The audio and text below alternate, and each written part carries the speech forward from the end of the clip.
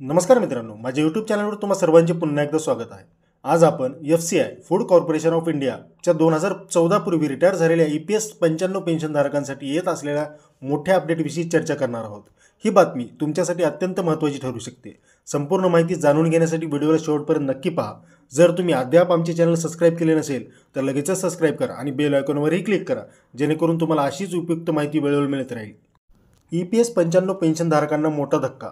2014 पूर्वी निवृत्त झालेल्या FCI कर्मचाऱ्यांसाठी EPS 95 उच्च पेन्शनाची अपेक्षा आता धुसूर झाली आहे।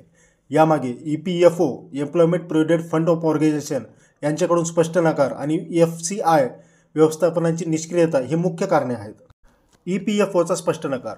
EPFOने देशभरातील FCI पेन्शनधारकांना नकार आदेश पाठवण्यास सुरुवात केली आहे।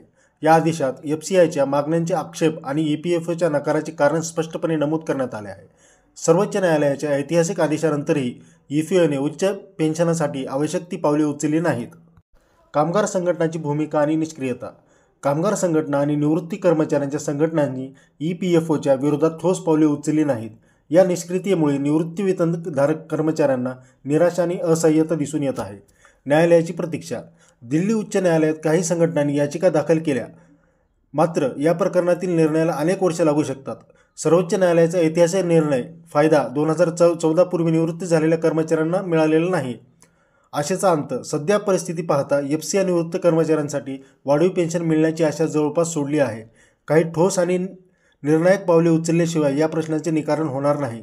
मित्रांनो, तुम्हाला या संदर्भात अधिक अपडेट मिळवायचे असतील तर चॅनलला सबस्क्राइब आणि बेल आयकॉन दाबायला विसरू नका। पुढील व्हिडिओत आणखी माहिती आपण घेऊन येणार आहोत। धन्यवाद। जय महाराष्ट्र।